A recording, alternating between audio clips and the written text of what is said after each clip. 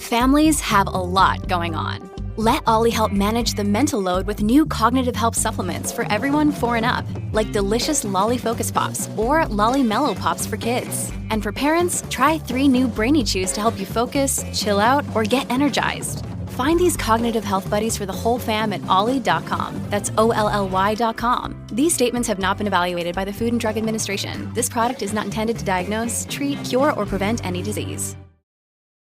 Look, Bumble knows you're exhausted by dating.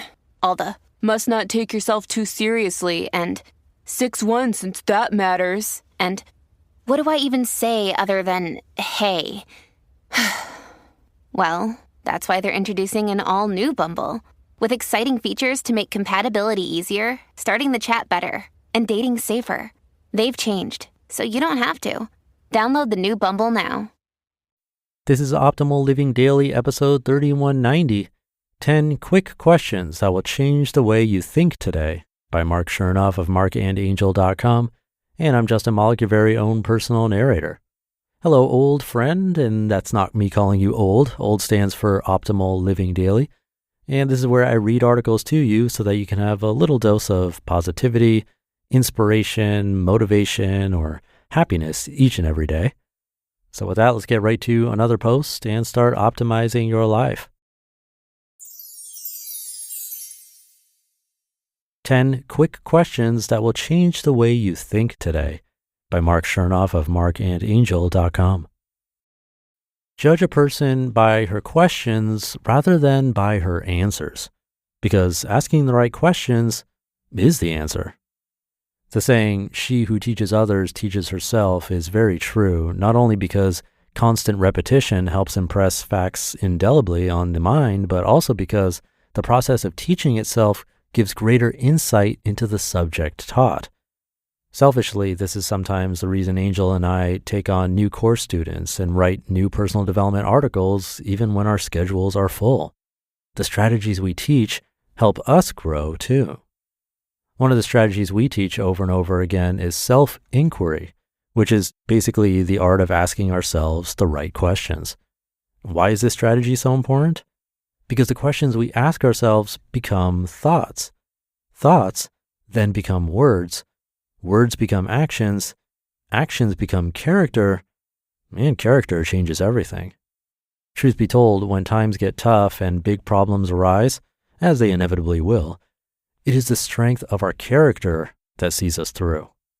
And since our character is directly influenced by what we say to and ask of ourselves on a daily basis, I want you to think about how you've been speaking to yourself lately. Have you been using the empowering, encouraging words you would speak to a friend, or the belittling remarks you would shout to an enemy if you had no heart, or the negative remarks about life you might utter if you had no faith? All day long, you speak silently to yourself, and a part of you believes every word, which is why it's important to stay mindful when problems arise and meditate on the right questions. Number 1, what could you be positive and happy about right now if you really wanted to? Your greatest weapon against stress and negativity is your ability to choose one thought over another. Happiness escapes from those who refuse to see the good in what they have. When life gives you every reason to be negative, think of one good reason to be positive. Number 2, what's one problem you're thankful you don't have right now? Smile, not because life has been easy, perfect, or exactly as you had anticipated, but because you choose to be happy and thankful for all the good things you do have and for all the problems you know you don't have. Number 3, what do you need to stop thinking and saying to yourself? Stop discrediting yourself for everything you aren't and start giving yourself credit for everything you are. We have to learn to be our own best friends because sometimes we fall too easily into the trap of being our own worst enemies. Number 4, what are you holding on to that you need to let go of? One of the hardest lessons in life is letting go, whether it's guilt, anger, love, or loss. Change is never easy. You fight to hold on and you fight to let go, but oftentimes letting go is the healthiest path forward. It clears out toxic thoughts from the past. You've got to emotionally free yourself from the things that once meant a lot to you so you can move beyond the past and the pain it brings you. Again, it takes hard work to let go and refocus your thoughts, but it's worth every bit of effort you can muster. Number 5, will you blame others and deny responsibility, or will you create an action plan to move forward? Imagine how much more effective and happy you'd be if, instead of denying, blaming, dreading, and fighting against certain situations and tasks, you simply got them handled. Number 6, how can you respond from a place of clarity and strength rather than thoughtlessly reacting to this experience? Every time you're tempted to react in the same old way, ask yourself if you want to be a prisoner of the past or a pioneer of the future. And remember that our character is often most evident in our highs and lows. Be humble at the mountaintops, be strong in the valleys, and be faithful in between. Number 7, how can you be of service to the greater good so that everyone around you feels elevated rather than weighed down? Life is a gift, and it offers us the privilege, opportunity, and responsibility to give something back by becoming more. Thus, the best way to find yourself when times are tough is to lose yourself in the service of a cause greater than yourself. Number 8, how are your expectations serving you or hurting you? Don't lower your standards, but do remember that removing your expectations of everything is the best way to avoid being disappointed. Because in a sense, expectations are like fine pottery. The harder you hold on to them, the more likely they are to crack. So just let go a little and appreciate your life and relationships for what they truly are. Number 9, who or what needs your forgiveness? Forgiveness doesn't always lead to healed relationships and situations. Some relationships and situations aren't meant to be. Forgive anyway, and let what's meant to be. Go ahead and set yourself free. When you hold resentment toward another entity, you're bound to that person or condition by an emotional link that is stronger than steel. Forgiveness is the only way to dissolve that link and break free. And number 10, what do you now know better for next time? Don't let your fear of past events affect all the possibilities ahead of you. Live for what today has to offer, not what yesterday has taken away. There will always be obstacles, but we are confined most often by the walls we build ourselves. What we see greatly depends on how we look at it. Forget what you've lost and focus on what you've learned. Now it's your turn. Today, remind yourself that life is full of uncontrollable circumstances, and the only thing you can absolutely control is how you choose to respond.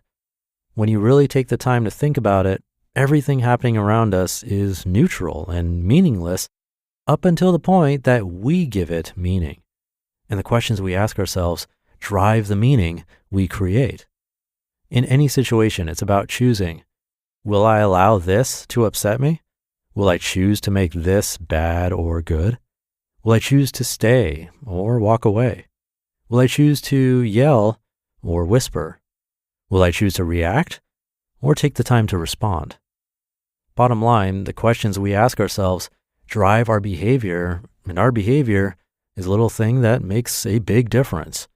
To a great extent, we create our fate every single day, and most of the ills we suffer from are directly traceable to our own controllable behavior. So, keep yourself in check today. You just listened to the post titled 10 Quick Questions That Will Change the Way You Think Today by Marc Chernoff of marcandangel.com, and I'll be right back with my commentary. Thank you to Marc.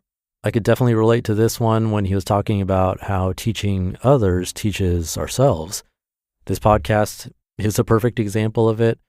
When I'm reading articles, a lot of it is stuff I've heard before. I've narrated thousands and thousands of articles, so there's bound to be repetition, but it feels different each time, and there's always something to take away. Even when I'm sharing my commentary like this, as I say these things, it helps me digest this stuff even more, hopefully bringing about greater insight. Talking about this stuff or sharing examples and stories from these articles that we hear is a great way to help our minds process it and store it. So as an example, I think one of the most powerful ideas that we hear on this podcast from time to time is about our thoughts being everything. But just hearing it once isn't enough. I've read it and said it probably hundreds of times by now, but it's still valuable to me, and I'll say it again, as Marc said in this post. Our thoughts then become words, words become actions, actions become character, and character changes everything.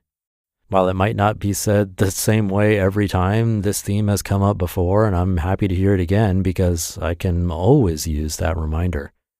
So big thanks again to Marc for the reminder. Thank you so much for being here. I couldn't keep doing this without you coming back for reminders along the way with me. Wishing you a happy rest of your day, and I'll see you tomorrow, where your optimal life awaits.